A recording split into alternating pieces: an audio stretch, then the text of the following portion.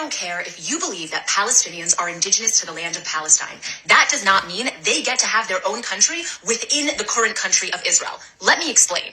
Almost every single country in the world was conquered. Canada was colonized by the French and British. The land was taken from the native Inuits and Métis. In no way, shape, or form are the Inuits allowed to create their own country within Canada because they were indigenous. See, the only problem about trying to use the genocide of one group of people against another to try and justify it, you better make sure that those people are still not alive and still can't speak, because the misinformation that you're spreading is just not factually true.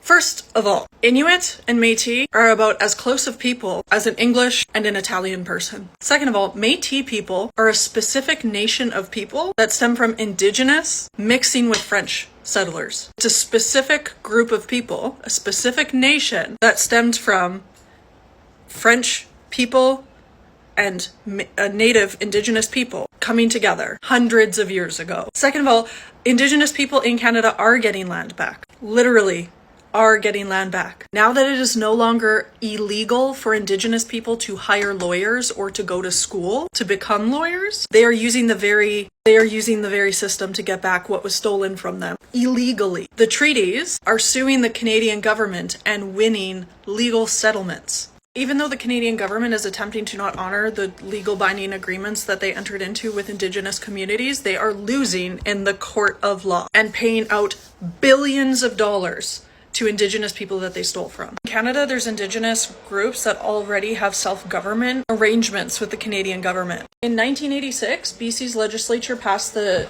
Sechellt Indian Band Self-Government Act, providing the Sechellt Band with powers of self-government, including the power to enact its own constitution and to make laws in the areas of education, health, and land planning, land use planning, local taxation, and zoning. Their band holds fee simple, so freehold ownership title to its land, subject to limitations and conditions contained in the Indian Band's Self-Government Act. One of the conditions is that the band holds the lands for the use and benefit of the band and its members. Nunavut, which is where Inuit people reside, the government of the Northwest Territories and the Federation of Nunavut, known as Nunavut Tongavik Incorporation, signed an agreement in principle that confirmed their joint commitment to the division of the Northwest Territories and the creation of Nunavut. The formation of a new territory and Eastern Northwest Territories resulted from a double-tracked Inuit strategy to negotiate the broadest possible comprehensive land claims agreement with the federal government and to participate actively in available political forums. Inuit members of the Legislative Assembly of the Northwest Territories collaborated with other members of legislative assemblies in preparing the 1982 plebiscite, citing residents of the Northwest Territories whether they would support the creation of the new territory of Nunavut and the Eastern Northwest Territories. 57% of voters agreed. Niska's final agreement was signed in 1998 and came into force in April 2000. It conveyed fee simple title to 2,000 square kilometers of the Nass Valley in northern BC, created separate jurisdictions within that territory of the Nisga's Nation and the Nisga's villages, giving the Niska Nation defined powers to co-manage hunting, fishing, and trapping rights in a much larger area called the Nass Wildlife Area. The Niska's final agreement and the two orders of government created by that agreement are subject to the Canadian Charter of Rights and Freedoms. The Nisga's Nations has no jurisdiction to make criminal laws. Then there is the West Bank First Nation Self-Government Act. With the signing of the West Bank First Nation Self-Government Act in 2005, the West Bank First Nation became a true nation with the right to govern its own affairs and the responsibility to make decisions affecting the well-being of the community while being held accountable to its electorate. The West Bank First Nation government provides services for residents living on West Bank First Nations land in South Central BC, including those who are non-nation members with residential leases on West Bank lands.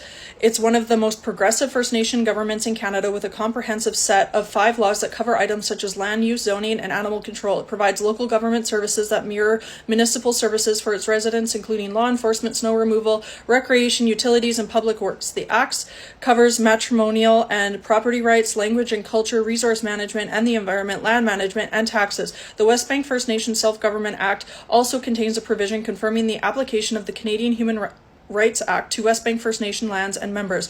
The First Nation takes all necessary measures to ensure compliance of its laws and actions with Canadians' international legal obligations. Get fucked. Don't use the genocide of Indigenous people to try and justify the genocide of Palestinian people. I don't understand where this cognitive dissonance exists, where Jewish people who were victimized by Germans now believe that that gives them the right in any way to victimize Palestinians and commit the same atrocities to them simply because they want land.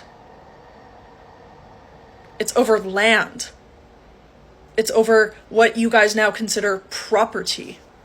What's more mind-boggling to me isn't necessarily the people who live there currently feeling this way. It's the ones that reside in the US and Canada. Who do you think you are, standing on this land while trying to steal land halfway across the world that you don't even live on? Your ancestors would be rolling in their graves. And I only used Denisha's video because I liked it.